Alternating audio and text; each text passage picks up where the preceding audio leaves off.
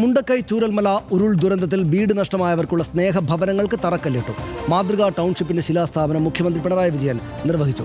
കേന്ദ്ര സർക്കാരിനെതിരെ വലിയ വിമർശനവും മുഖ്യമന്ത്രി ഉന്നയിച്ചു. ചടങ്ങിൽ മന്ത്രി കെ രാജൻ അധ്യക്ഷനായി. പ്രിയങ്ക ഗാന്ധിയും വി ഡി സതീശനും ചടങ്ങിൽ പങ്കെടുത്തു. 2024 ജൂലൈ 30 വയനാട്ടിലെ മുണ്ടക്കൈയിലും ചൂരൽമലയിലും ഉരുൾപൊട്ടിയത്. നമുക്ക് ഓർമ്മയുണ്ട്, ഇന്നേ വരെ കാണാത്ത രക്ഷാപ്രവർത്തനത്തിനാണ് കേരളം അന്ന് സാക്ഷ്യം വഹിച്ചത്. മണ്ണിനടിയിൽ ജീവനുള്ള ഒറ്റ മനുഷ്യരും ശേഷിക്കുന്നില്ല എന്നുറപ്പാക്കും വരെ രക്ഷാപ്രവർത്തനം തുടർന്നു. ആ ഓർമ്മ വരുന്ന RDX റാപ്പിലേക്ക്. ഉരുൾപൊട്ടൽ നടന്ന് 8 മാസത്തിന് ശേഷം അതിജീവന പദ്ധതി ഉയരുകയാണ്. കൽപ്പറ്റയിലെ എൽസ്റ്റൺ എസ്റ്റേറ്റ് ടൗൺഷിപ്പിനായി സർക്കാർ ഏറ്റെടുത്തിരുന്നു. കേരളത്തിന് വൈകാരിക നിമിഷമാണിതെന്ന് മുഖ്യമന്ത്രി പിണറായി വിജയൻ. നാടാകെ ദുരന്ത സമയത്ത് കൈകോർത്തു. കൂട്ടിവെച്ച ചില്ലറ നാണയങ്ങൾ തന്ന കുട്ടികൾ, ഉള്ളതിലൊരു പങ്ക് തന്ന പട്ടിണിക്കാർ, പ്രവാസികൾ, വ്യാപാരികൾ, എങ്ങനെ നന്ദി പറയണമെന്നറിയില്ലെന്ന് മുഖ്യമന്ത്രി. ജനങ്ങൾ ഒപ്പം നിൽക്കുമെങ്കിൽ ഏതൊരു വെല്ലുവിളി മറികടക്കാൻ നമുക്കാവും. കേന്ദ്രം സ്വീകരിച്ച നിസ്സഹകരണ സമീപനത്തെ മുഖ്യമന്ത്രി നിശിതമായി വിമർശിച്ചു. കേന്ദ്ര സർക്കാരിന്റെ ഭാഗത്തുനിന്ന് സഹായം പ്രതീക്ഷിച്ചെങ്കിലും ഒന്നും കിട്ടിയില്ല. ടൗൺഷിപ്പിന്റെ നിർമ്മാണം 1 വർഷത്തിനുള്ളിൽ പൂർത്തിയാക്കുമെന്ന് റവന്യൂ മന്ത്രി കെ രാജൻ. തറക്കല്ലിടൽ ചടങ്ങിൽ പ്രതിപക്ഷ നേതാവ് വി ഡി സതീശനും വയനാട് MP പ്രിയങ്ക ഗാന്ധിയും പങ്കെടുത്തു.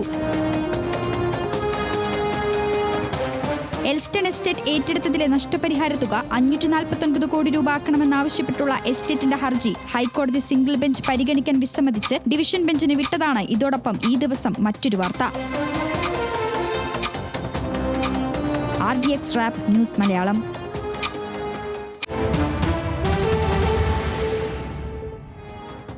പക്ഷെ നമ്മൾ രണ്ടുപേരും നേരിട്ട് കണ്ടതാണ് മുണ്ടക്കയുടെയും ചൂരൽമലയുടെയും അവസ്ഥ. നേരിട്ട് കണ്ട ആളുകളുണ്ട്, നേരിട്ട് അല്ലെങ്കിൽ TV യിലൂടെ കണ്ട ആളുകളുണ്ട്. നമുക്കെല്ലാം വൈകാരികമായുള്ളൊരു സമയമാണിത് യഥാർത്ഥത്തിൽ. കാരണം ആശ്വാസത്തിൻ്റെയും സമാധാനത്തിൻ്റെയും ഒരു ചുവടുവെപ്പാണ് ഇന്നുണ്ടായത്. നമുക്ക് എന്താണ് വയനാട്ടിലെ ആ കാര്യങ്ങളൊന്ന് പെട്ടെന്ന് കണ്ടുവരാം. ആളുകളുടെ ഓർമ്മയിൽ ഉള്ളത് തന്നെയാണ്. പുനരധിവാസത്തിൽ നിന്ന് തുടക്കമായി ദുരന്തബാധിതർക്കുള്ള ടൗൺഷിപ്പ് കൽപ്പറ്റയിലെ എൽസ്റ്റൺ എസ്റ്റേറ്റിലാണ്. വീടുകൾ 7 സെന്റ് വീതമുള്ള പ്ലോട്ടുകളിലാണ് ഓരോരുത്തർക്കുമുള്ള വീട് ഒരുങ്ങുക. 1000 ചതുരശ്ര അടിയിൽ ഒറ്റ നില വീടുകളായിട്ടാണ് എല്ലാവർക്കും പണിയുക. ഭാവിയിൽ ഇരുനിലയാക്കാൻ കഴിയും വിധമാണ് അടിത്തറ. അതായത് ഭാവിയിൽ ആളുകൾക്ക് അതിന് മുകളിൽ ഒരു നില കൂടെ പണിയാം. ആരോഗ്യ കേന്ദ്രം, അങ്കണവാടി, പൊതുമാർക്കറ്റ് എന്നിവയെല്ലാം ചേർന്ന മാതൃകാ ടൗൺഷിപ്പാണ്. Community centre, multipurpose hall, library എന്നിവയെല്ലാം ഇവിടെ സജ്ജീകരിക്കും. 12 വർഷം മറ്റുള്ളവർക്ക് കൈമാറാനാകില്ല. ടൗൺഷിപ്പിൽ താമസിക്കാൻ ആഗ്രഹിക്കാത്ത കുടുംബങ്ങൾക്ക് 15 ലക്ഷം രൂപ നൽകും. ഇവിടെ വീട് വേണ്ട എന്നവർക്ക് 15 ലക്ഷം രൂപ നൽകും. റെസിഡൻഷ്യൽ യൂണിറ്റ് ആയിട്ട് ലഭിച്ച ഭൂമിയും വീടും 12 വർഷത്തേക്ക് കൈമാറാനാകില്ല എന്ന നിബന്ധന സ്വാഭാവികമായിട്ടുണ്ട്. ഈ വ്യവസ്ഥയ്ക്കെതിരെ ദുരന്ത ബാധിതർ വിയോജിപ്പ് അറിയിച്ചിട്ടുണ്ട്. അവരുടെ വിയോജിപ്പ് അവിടെയുണ്ട്. പരിഗണിക്കാം എന്നറിയിച്ചെങ്കിലും അക്കാര്യത്തിൽ തീരുമാനമായിട്ടില്ല. ഇപ്പോഴും തീരുമാനം 12 വർഷം നിബന്ധനയാണ് അവിടെ ഉള്ളത്. പരിഗണിക്കാമെന്ന് പക്ഷേ സർക്കാർ അവരോട് പറഞ്ഞിട്ടുണ്ട്. കേന്ദ്രം കേരളത്തെ സഹായിച്ചോ എന്നതാണ് ഈ ദിവസങ്ങളിൽ, ഈ നിമിഷത്തിൽ ഉയരുന്ന ഏറ്റവും പ്രധാനപ്പെട്ട വലിയ ചോദ്യം. സഹായിച്ചെന്നാണ് കേന്ദ്ര സർക്കാർ ആവർത്തിച്ച് പറയുന്നത്. ആവശ്യമായ സഹായമെല്ലാം നൽകിയെന്ന് അമിത്ഷാ തന്നെയും പറയുകയുണ്ടായി. NDRFൽ നിന്ന് 215 കോടി രൂപ അനുവദിച്ചു എന്നാണ് അദ്ദേഹം പറഞ്ഞത്. 2219 കോടിയുടെ പുനരധിവാസ പാക്കേജ് കേരളം ആവശ്യപ്പെട്ടിട്ടുണ്ട് എന്ന കാര്യം അമിത്ഷാ പറഞ്ഞിട്ടുണ്ട്. 2219 കോടിയിൽ 530 കോടി നൽകിയെന്നാണ് അമിത്ഷാ പാർലമെന്റിലും പുറത്തുമൊക്കെയായിട്ട് പറഞ്ഞത്.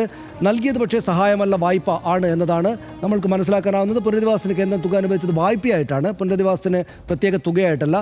ഫെബ്രുവരി 14 529 കോടി 50 ലക്ഷം രൂപ വായ്പയായിട്ട് കേന്ദ്ര സർക്കാർ അനുവദിച്ചിട്ടുണ്ട്. അതൊരു വസ്തുതയാണ്. വായ്പ മാർച്ച് 31 പക്ഷേ തുക ചെലവാക്കണമെന്ന ആദ്യ നിർദ്ദേശവും കൂടെ അതോടൊപ്പമുണ്ട്.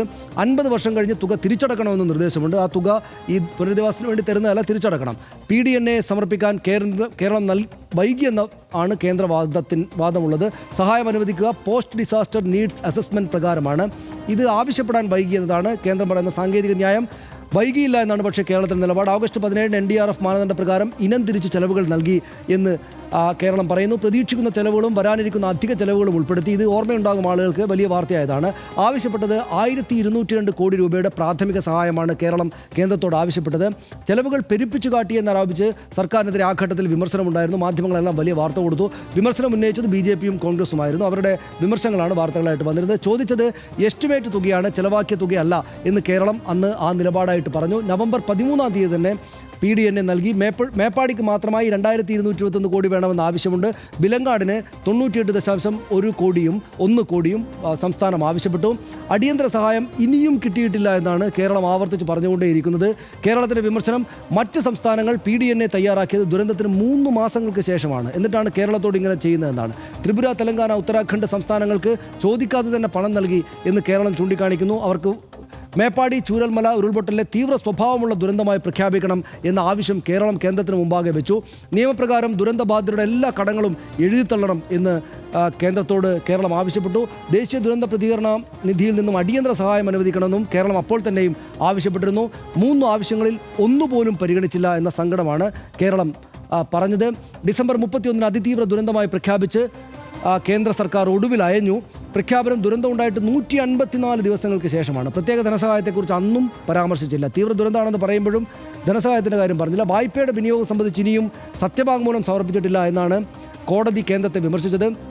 കേന്ദ്ര സർക്കാർ കലക്കവെള്ളത്തിൽ മീൻ പിടിക്കരുത് എന്ന അതിശക്തമായുള്ള വിമർശനം ഹൈക്കോടതിയുടെ ഭാഗത്തുനിന്നുണ്ടായി.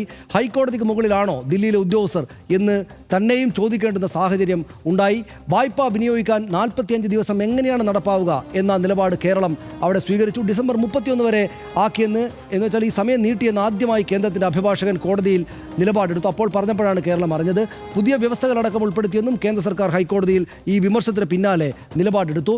പുതിയ വ്യവസ്ഥകൾ എന്തൊക്കെയാണെന്ന് പക്ഷേ ഇനിയും വ്യക്തമാക്കിയിട്ടില്ല എന്നതാണ് ഇതിലേറ്റവും പ്രധാനപ്പെട്ട കാര്യം. വ്യവസ്ഥ വ്യക്തമാക്കാത്തതിൽ കോടതിയും അതൃപ്തി പ്രകടിപ്പിച്ചു. എന്തുകൊണ്ടാണ് അങ്ങനെ ചെയ്യുന്നതെന്ന് കോടതി ചോദിച്ചു. വായ്പ എഴുതിത്തള്ളില്ല, ദുരന്തബാധിതരുടെ വായ്പ എഴുതിത്തള്ളില്ല എന്ന് മാർച്ച് 26 തീയതി തന്നെ കേന്ദ്ര സർക്കാർ പ്രഖ്യാപിച്ചു. വായ്പ തിരിച്ചടച്ചുകൊള്ളണം നിർബന്ധമായിട്ടും. കേന്ദ്രം നിലപാടറിയിച്ചത് ഹൈക്കോടതിയിലാണ്. ദുരന്തമൊക്കെ ആയിരിക്കാം, പക്ഷേ പണം തിരിച്ചയക്കണം, അടക്കണം. വായ്പയ്ക്ക് 1 വർഷത്തെ മൊറട്ടോറിയം പ്രഖ്യാപിക്കാം എന്ന നിലപാട് അവർ സ്വീകരിച്ചു. കേന്ദ്രത്തിൻ്റെ തീരുമാനത്തിൽ തൃപ്തരല്ല എന്ന് ഹൈക്കോടതി അപ്പോൾ തന്നെ, കേരള സർക്കാരല്ല ഹൈക്കോടതി അപ്പോൾ തന്നെ പറഞ്ഞു.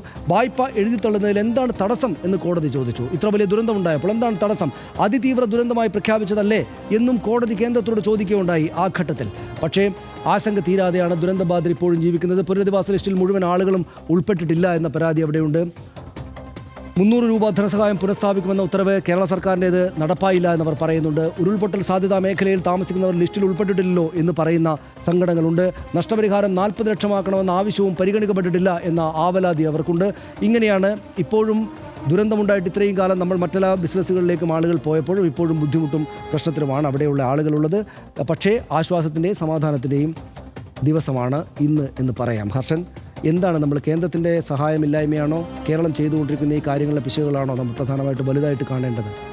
ഇന്ന് ഏറ്റവും ആശ്വാസവും സന്തോഷവും ഉള്ള കാര്യം കേരളം അതിജീവിക്കുന്നതിൻ്റെ ഒരു ഘട്ടം കൂടി നമ്മൾ എല്ലാവരും കണ്ടു സാക്ഷിയായി, അതിന് സാക്ഷിയായി എന്നുള്ളതാണ്. കാരണം ഈ കുടുക്ക പൊട്ടിച്ചും ആക്രി പെറുക്കിയും ഒക്കെ ഉണ്ടാക്കിയ പണം കൊണ്ട് അതുപോലെ ധാരാളം ആളുകൾ, വ്യവസായികളടക്കമുള്ളവർ സംഭാവന ചെയ്യുന്ന, സ്പോൺസേഴ്സ് സംഭാവന ചെയ്യുന്ന പണം കൊണ്ട് ഇതെല്ലാം സ്വരൂപിച്ച് ഒരുമിച്ച് ഒരുക്കൂട്ടി അവിടെ ഇവരെ പുനരധിവസിപ്പിക്കാൻ വേണ്ട നടപടികളിലേക്ക് സർക്കാർ കടന്നിരിക്കുന്നു എന്നുള്ളതാണ്. ഇത് വൈകുന്നു എന്നൊക്കെയുള്ള ആരോപണം ഒരു ഘട്ടത്തിൽ ഉയർന്നിരുന്നു. നമുക്ക് തന്നെ സംശയമുണ്ടായിരുന്നു, ഇത് എന്താണ് ഇങ്ങനെ നീണ്ടുപോകുന്നതെന്നുള്ള സംശയമുണ്ടായിരുന്നു. കാരണങ്ങളൊക്കെ നമ്മൾ മനസ്സിലാക്കുന്നുണ്ടെങ്കിലും നമുക്ക് ആ സംശയം അല്ലെങ്കിൽ ആ ദുരന്തബാധിതരുടെ ഭാഗത്തു നിന്ന് ചിന്തിക്കുമ്പോൾ ആ പ്രശ്നം നമ്മളെയും ബാധിച്ചിരുന്നു. പക്ഷേ എന്തായാലും ഇപ്പോൾ അതിനപ്പുറത്ത് അടുത്ത ഘട്ടത്തിലേക്ക് കാര്യങ്ങൾ പോയിരിക്കുന്നു. ഇവിടെ പറയേണ്ടത്, ഇപ്പോൾ നമ്മൾ ഈ പറഞ്ഞ കണക്കുകൾ എന്നത് വെച്ച് തന്നെ നമ്മൾ അത് ആവർത്തിച്ച് പറഞ്ഞ് മുന്നോട്ട് പോകേണ്ട സാഹചര്യം ഉണ്ട് എന്ന് തന്നെയാണ് ഞാൻ കരുതുന്നത്. കാരണം ആദ്യം പാർലമെൻറ്റിനെ തെറ്റിദ്ധരിപ്പിച്ചുകൊണ്ട് അമിത്ഷാ സംസാരിച്ച ഒരു കാര്യമുണ്ട്. ആഭ്യന്തരമന്ത്രി അമിത്ഷാ പറഞ്ഞത് ഈ ഉരുൾപൊട്ടൽ ഉണ്ടാകുമെന്ന് നേരത്തെ മുന്നറിയിപ്പ് കേരളത്തിന് നൽകിയിരുന്നു, എന്നിട്ടും വേണ്ട നടപടി സ്വീകരിച്ചില്ല എന്നുള്ളതാണ്. ഈ കേരളത്തിൽ പോലും ഇപ്പോഴും അത് വിശ്വസിക്കുന്ന എത്രയോ പേരുണ്ട്. കാരണം ആഭ്യന്തരമന്ത്രി പറഞ്ഞതാണല്ലോ. പക്ഷെ വസ്തുത എന്താണ്? അങ്ങനെ ഒരു മുന്നറിയിപ്പ് ഇല്ലായിരുന്നു എന്നുള്ളതാണ്. അതാണ് സത്യം. അപ്പോൾ ആ നിലയ്ക്ക് തെറ്റിദ്ധരിപ്പിക്കുന്നു. രണ്ടാമത്, കൃത്യമായി കണക്കുകൾ തന്നില്ല എന്ന് പറയുന്നു. അതും പാർലമെന്റിൽ തന്നെയാണ്. ആ കണക്ക് തന്നില്ല, കേരളം കണക്ക് തരാത്തത് കൊണ്ട് സഹായിക്കാത്തതാണ് എന്ന് പറഞ്ഞു. ശരി, അങ്ങനെ കണക്ക് കൊടുത്തിട്ട് സഹായിക്കാമല്ലോ. ഇനി ആദ്യം പറഞ്ഞതിൽ തന്നെയുള്ള തെറ്റെന്താണ്? ജൂലൈ 30 ഉരുൾപൊട്ടൽ ഉണ്ടാവുന്നത്. ഓഗസ്റ്റ് 10 പ്രധാനമന്ത്രി ഇവിടെ സന്ദർശിച്ചു, ലൈസമോളെ എടുത്ത് ലാളിച്ചു. അത് ലോകം മുഴുവൻ പരന്നു ആ ദൃശ്യങ്ങളെല്ലാം. കാരുണ്യമുള്ള പ്രധാനമന്ത്രിയെക്കുറിച്ച് എല്ലാവരും സംസാരിച്ചു, നമ്മളടക്കം നന്നായി ഹെഡ്ലൈൻ കൊടുത്തു, ആ വാർത്ത നമ്മൾ ക്യാരി ചെയ്തു. പക്ഷേ ഓഗസ്റ്റ് 17, അതായത് 10 അദ്ദേഹം വരുന്നു, 17 തന്നെ കണക്ക് സമർപ്പിക്കുന്നു കേരളം കൃത്യമായി. പക്ഷേ കണക്ക് തരുന്നില്ല എന്നതാണ് കേന്ദ്രം മുന്നോട്ട് വെച്ച ഒരു നിലപാട്. അതിനുശേഷം എന്താണ് സംഭവിക്കുന്നത്? പിന്നീട് ഈ PDNA പ്രകാരമുള്ള റിപ്പോർട്ടാണ് വേണ്ടത് എന്ന് പറയുന്നു. PDNAക്ക് ശേഷം കേരളം റിപ്പോർട്ട് സമർപ്പിക്കുന്ന 3 മാസം സമയമെടുത്താണ് ആ റിപ്പോർട്ട് തയ്യാറാക്കുന്നത് എന്നുള്ളത് വാസ്തവമാണ്. പക്ഷേ 3 മാസം സമയമെടുക്കും അതിന്. കാരണം 583 പേജുള്ള വിശദമായ റിപ്പോർട്ടാണ് കേരളം സമർപ്പിച്ചത്. അതിൽ മറ്റെല്ലാ സ്ഥലത്തും ഇപ്പോൾ നമുക്ക് നേരത്തെ നമ്മൾ സിക്കിമിൽ അടക്കമുള്ള പ്രദേശങ്ങളിൽ അതായത് ഇങ്ങനെ ഇരിക്കെ തന്നെ എന്താണെന്നറിയോ, 2013 ഉത്തരാഖണ്ഡിൽ പ്രളയം ഉണ്ടായപ്പോൾ 1000 കോടിയുടെ പ്രത്യേക ധനസഹായമാണ് കേന്ദ്ര സർക്കാർ നൽകിയത്. പ്രത്യേക ധനസഹായം 2015 ചെന്നൈയിൽ പ്രളയം ഉണ്ടായപ്പോൾ കേന്ദ്രം 1940 കോടി രൂപയുടെ സഹായം നൽകി. 2019 ഒരു സംസ്ഥാനത്ത് 1000 കോടി രൂപ കൊടുത്തിട്ടുണ്ട്. 2020 ബീഹാറിൽ പ്രളയം ഉണ്ടായപ്പോൾ 400 കോടിയുടെ സഹായം കൊടുത്തിട്ടുണ്ട്. നമുക്ക് പക്ഷേ ഇതുവരെ ഒരു ധനസഹായവും കേന്ദ്രത്തിന്റെ ഭാഗത്ത് കിട്ടിയിട്ടില്ല എന്നത് സങ്കടകരമാണ്.